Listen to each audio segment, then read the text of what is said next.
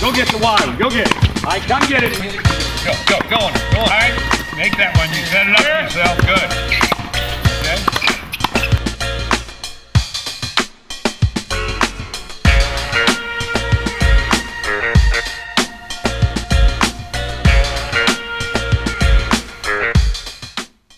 Hi, I'm Paul Scarpa, Furman tennis coach for the past 45 years.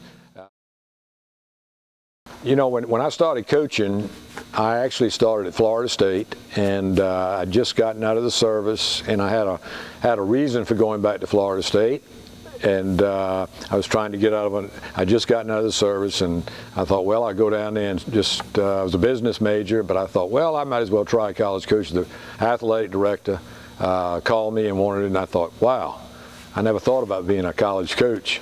But anyhow, I think the money lured me there. I think they offered me $3,000, so I really jumped on it.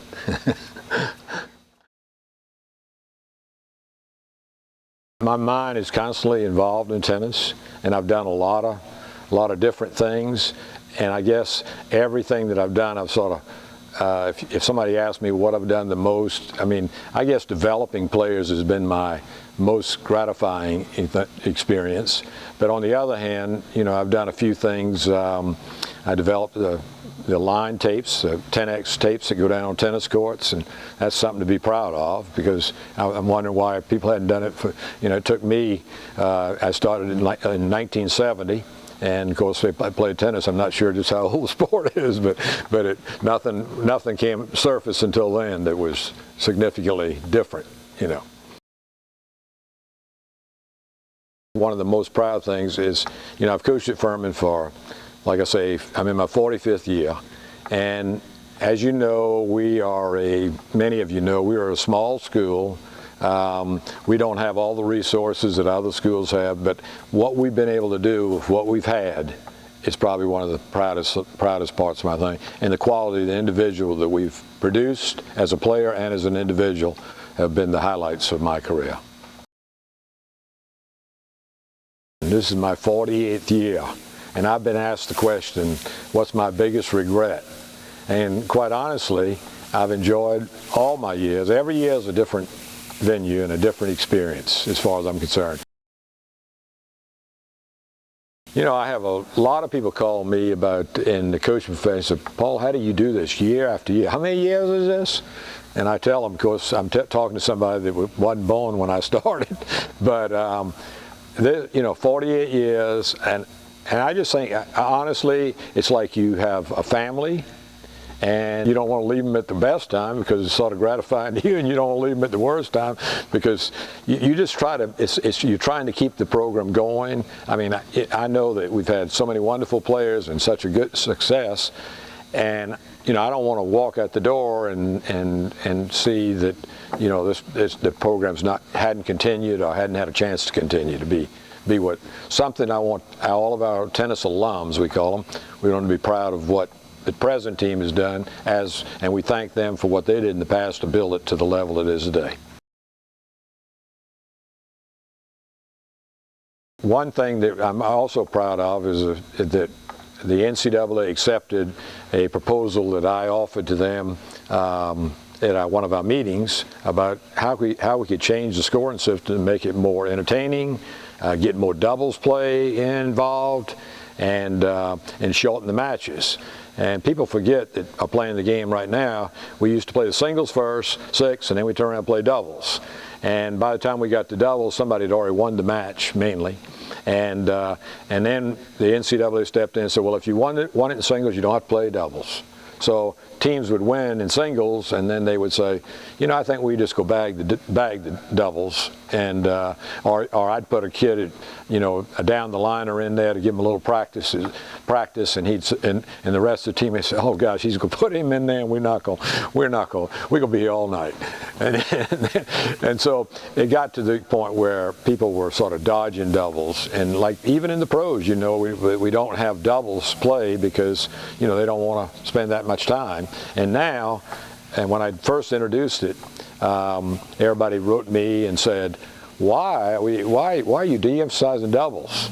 And of course, we got more playing doubles now than ever, and it's because we practice it, We have drills that just work on doubles, and the singles players want to play doubles because it warms them up it's just enough warm up for them to go ahead and get into singles. But it's basically an 8-game pro set, and you have to win two out of the 3 doubles matches to get a point. And everybody said, well, why would you do that? Why wouldn't everybody get a point? Well, you don't play a 2 out of 3 set match and get 3 points if you win 2 of them.